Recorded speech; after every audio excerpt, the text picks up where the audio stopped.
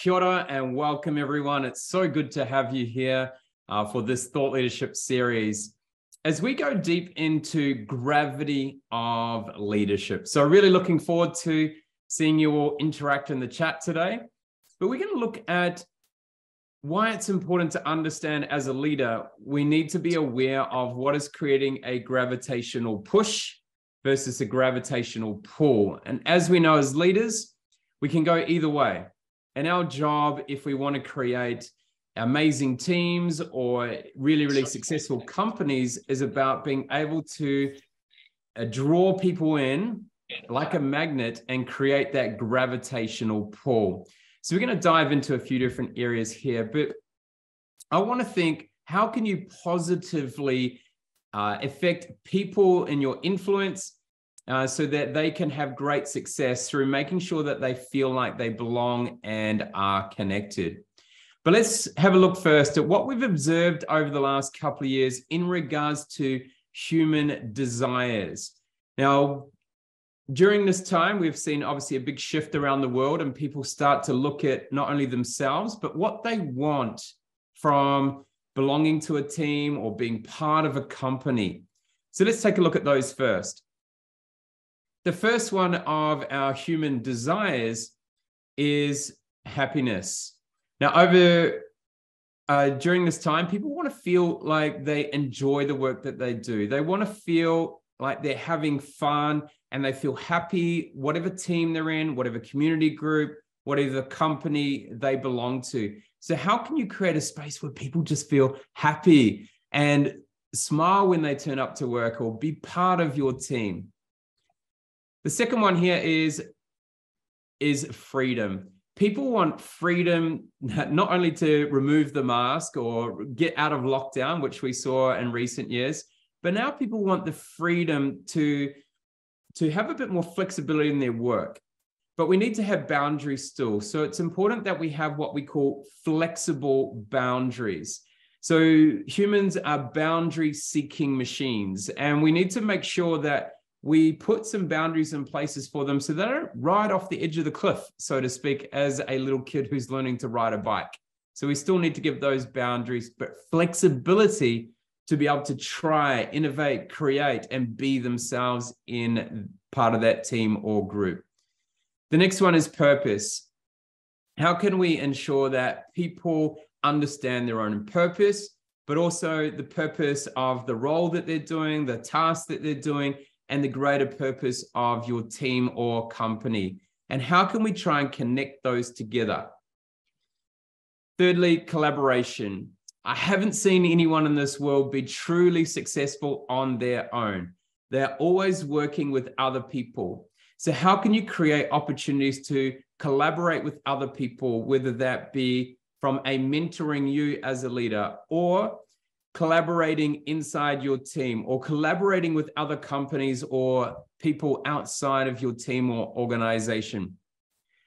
And the fourth one is people really feel that sense of belonging. So for me, realistically, number one, happiness is probably most important. We want to enjoy what we do.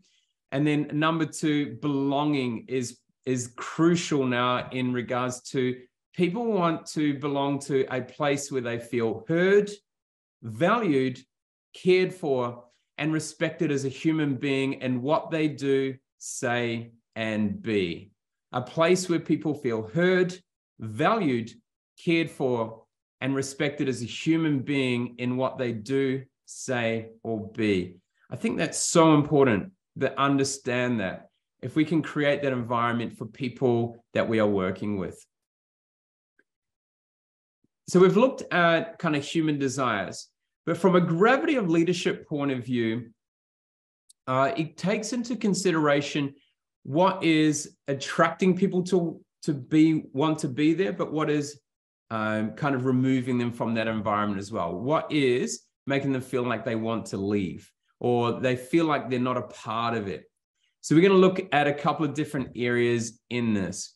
But the first one I really like. And we sometimes hear in this world that, we shouldn't be pursuing excellence. We should be maybe pursuing greatness or just pursuing something a little bit better. However, if we truly want to make a mark on this world, we do have to strive for excellence. We may not ever achieve it, but we should be pursuing excellence in what we do. But there comes a cost in pursuing excellence if we don't quite get it right. So what I love to look at think about when we talk about excellence and our gravity of leadership in regards to acquiring or heading towards that direction of excellence is the importance of being relentless without being ruthless or reckless. Okay, so how can we be relentless without being ruthless or reckless? So let's have a look at what these are, and then we'll take you through a couple of examples. So relentless is a non-stop commitment to excellence. Now, that doesn't mean that you are 24/7, that you're solely focused on that. You don't do anything else in your life. It means putting things in place so that when you need to be on and you need to be focused at driving towards excellence, that your body is in great shape to do that. So are you putting in place the recovery strategies? Are you making sure you're energized? Are you making sure you've got the right people around you? Maybe those collaborations. So we need to be that non-stop commitment to excellence. Now, if we look at ruthless, what is ruthless? Ruthless is taking no prisoners. Ruthless is that no matter what, you're coming with me and off we go. Or if you're not getting on the bus now, you're going to be left behind. So as leaders, how can we ensure that everyone is on the bus, so to speak, and that they all feel like they are contributing and part of that team? If we're holding someone on that team who doesn't really want to be there because of the way we act, then it's going to be a disservice to us long term. So how can we ensure that we are not ruthless and kind of creating an effect that is negative for people? So we want to be relentless without being ruthless. And the final one is without being reckless as well. And reckless is careless of consequences. So you can take a screenshot if you like, or a photo.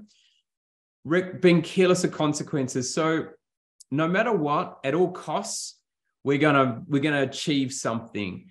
And so whether it's avoiding tax, whether it is the effect on other people, or the collateral damage, so to speak, or breaking rules, that is what we mean by being reckless. So let's have a look at a couple of cases. If we think about Jacinda Ardern, okay, I want you to pop into the chat. Is Jacinda Ardern relentless without being ruthless or reckless? Or do you see ruthless and reckless also falling into place when you think of Jacinda Ardern as a leader? Pop it in the chat. What do you think? Is she just relentless, or is there a bit of ruthless and reckless in what you see as her as a leader?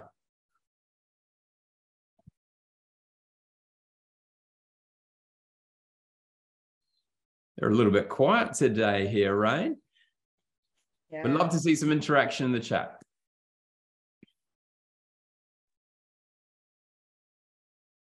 Okay, relentless and ruthless. Joe, I'd love to know why you feel that Jacinda is also ruthless. How does she take no prisoners? You can either pop it in the chat or you can unmute. I'm really curious.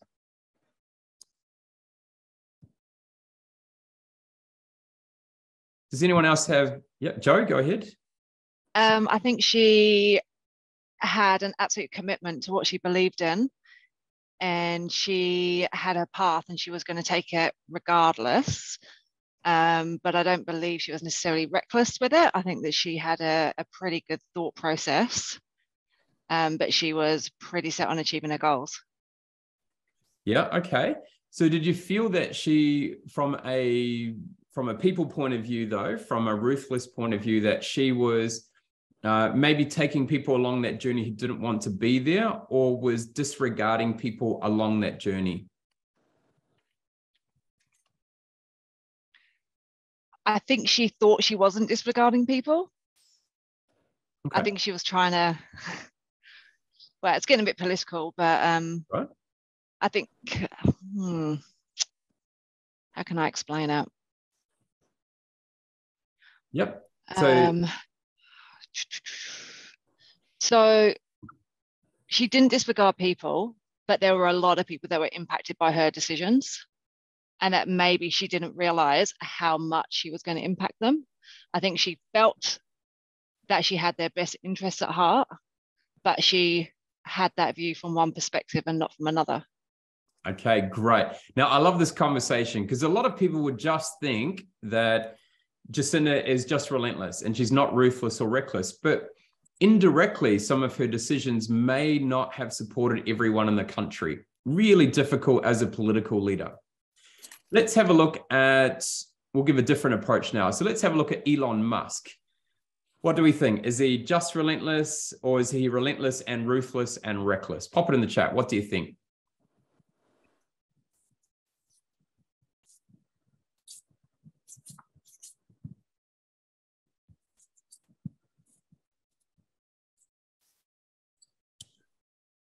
All three. Yep, 100%. So obviously, someone like Elon Musk has amazing vision, and he's extremely driven, and he's striving for excellence, and he's very clear on where he's going. But if we have a look at kind of the past, he's quite ruthless. He's been through 3 marriages. His teenage sons don't talk to him. He has a love-hate relationship with many of his employees. And at times as well, he's so passionate about driving things forward that the unintended consequence could be an effect on human beings long term, like going to space. Why should we be spending a whole lot of money to go to space, and the byproduct of that, affecting carbon emissions, etc. However, he does something with Tesla where he's trying to reduce the impact on humans. But in most cases, from a human being point of view, he's very, very ruthless. He's also quite reckless in a way, because he's not really, for him, he's careless of the consequences of the human capital and his pursuit of driving forward.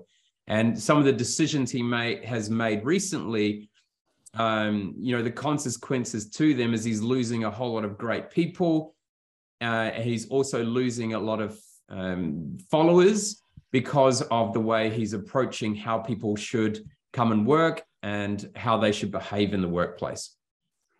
So really, really interesting to look at. But, for me, I think you can be highly successful as a leader by being relentless without being ruthless or reckless, but it takes a lot of work to make sure that happens.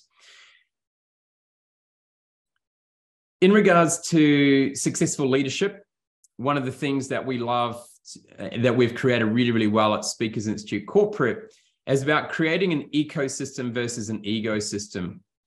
And so I want to look at this a little bit now around how can we ensure that when we create a team environment or working in a company, as a leader, we're developing a space where people are collaboratively working together, and there's no ego in the system. We have to be able to remove that ego if we want to drive forward.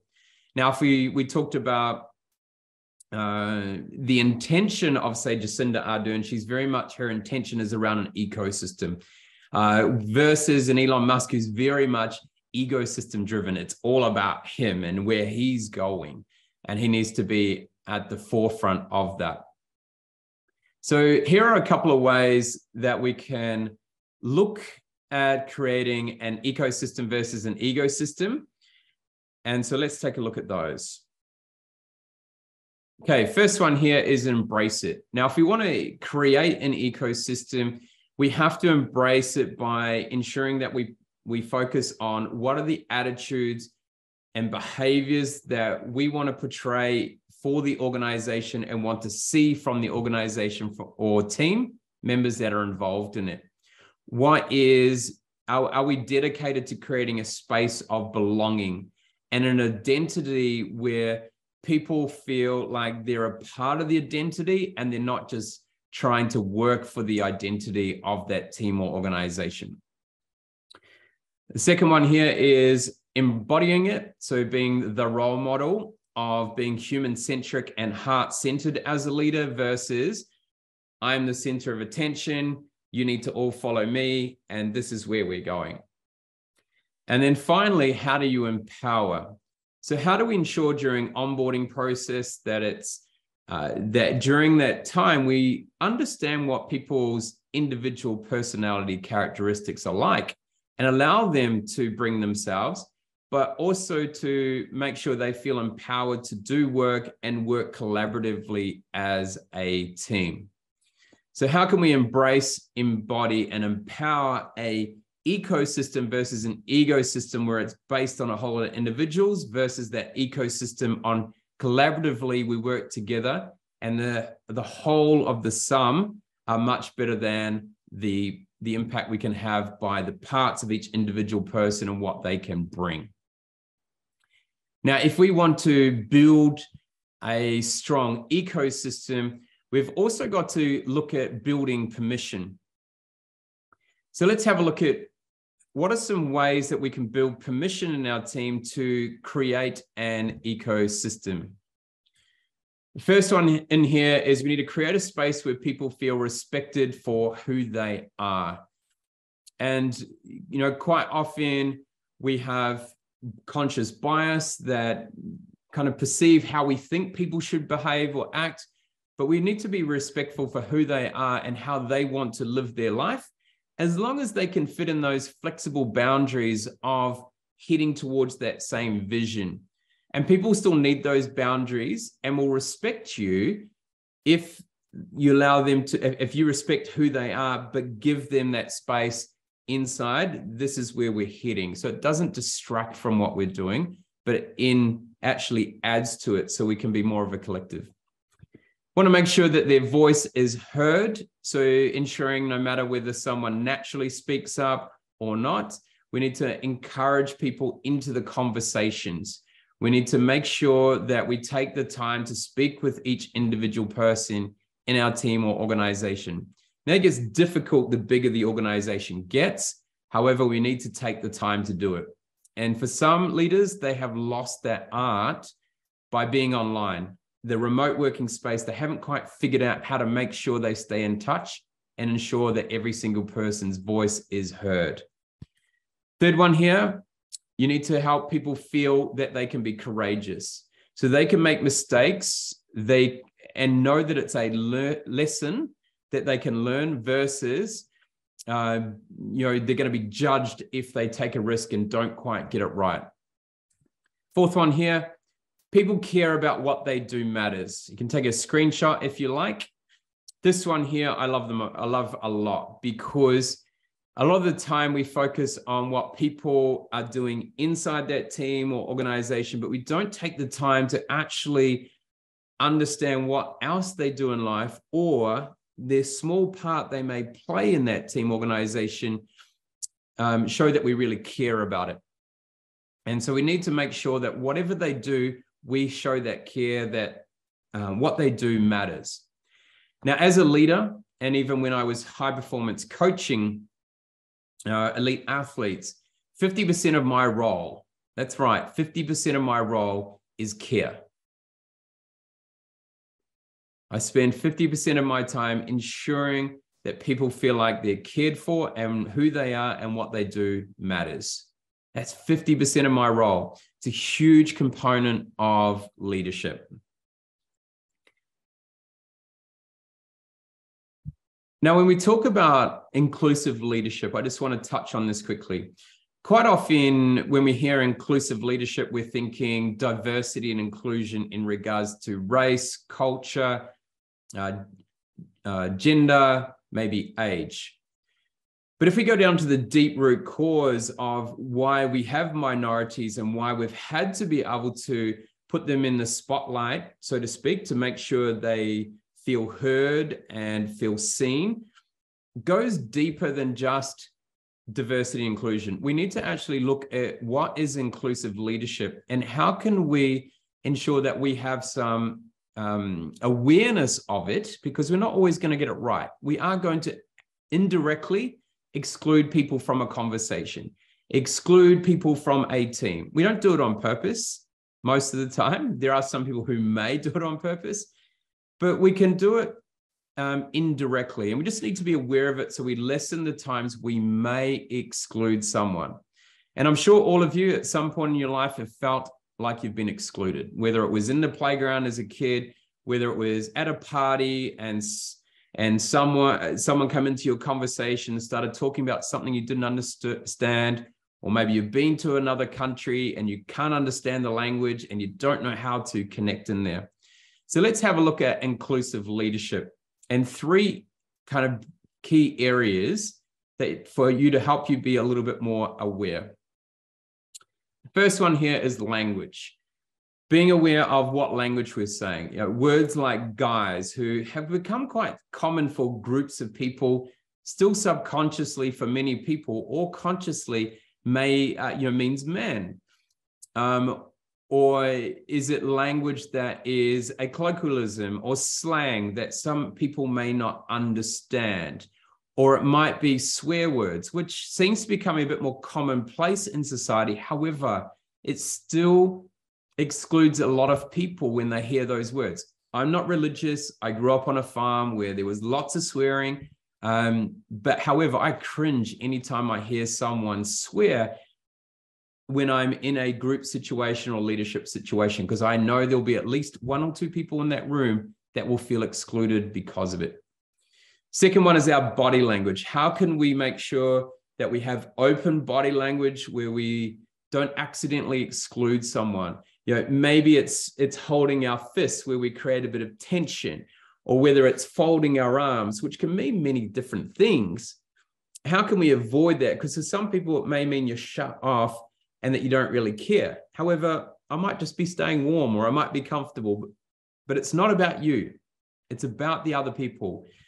Even if you're in the Middle East, for instance, and the importance of not showing the sole of your foot to someone in the Middle East, because it's disrespectful. That's the greatest insult. So it's having that cultural awareness when we go into certain countries or places to make sure that our body language is being inclusive rather than exclusive. Let's have a look at number 3 here. And the last one is around our behaviors. And so behaviors might mean, the way we act, not taking consideration that some people may take a little bit more time to pick things up. It might even be say if they have a neurodiversity of dyslexia, they may take more time to understand or need a different way of learning. So how can we ensure that our behaviors, when we're interacting with people, are more inclusive? And just being aware of certain things. It could also be in regards to having conversations, say if I have a group from all around the world, but I talk to someone based around my upbringing in New Zealand and Australia. And so if I talk to someone in that context, that behavior may exclude other people in the room. So just being aware, and there's lots of other aspects to this. I want to now cover one more aspect that I think, 2 more aspects here that are really, really important when it comes to supporting people and creating a gravitation or gravity of leadership that is positive. The first one here is we're going to look at personalized care. So that is ensuring that we have belief in the people we're working with, and we show belief. So believe in them and show your deep care for their feelings. We may not always agree or understand, but we need to show that deep care for it. Integrity, always respect people's time and speak up when things are not right. So if you see someone who, for whatever reason, has been excluded, how can you stand up and support them? Finally, inspiration. How can you inspire someone else to draw out their own internal motivation? So much more powerful than being that person, and take a screenshot if you wish, who keeps motivating, and everyone feels energized when they're around them, and they have to keep coming back to that person. So rather than being the motivator, how can you be the inspirer that helps draw out of someone their own internal motivation, so they don't need to keep coming back for you for comfort or advice all the time, that they feel empowered, that they can actually do it on their own. And the last thing we're going to focus on and touch on today is empowerment. How can we encourage people in our teams or our organization to speak up more? Give them that opportunity to share their voice. If they're an introvert who likes to sit in the background, how can you gently encourage them by asking them a question where they can showcase something that they're really passionate about, and so that they feel like they're heard? How can you empower someone to take more risks? How can you create that space where you give them freedom to try things and give them that encouragement around making sure that the feedback is a positive feedback mechanism? And finally, provide genuine compliments and celebrate small improvements. You can take a screenshot of that if you like. How can you provide genuine compliments and celebrate small improvements? We quite often wait until something big happens to celebrate it. But how can you celebrate something every single day, every single meeting you're in? How can you acknowledge and recognize people for what they do, no matter how big or small it is?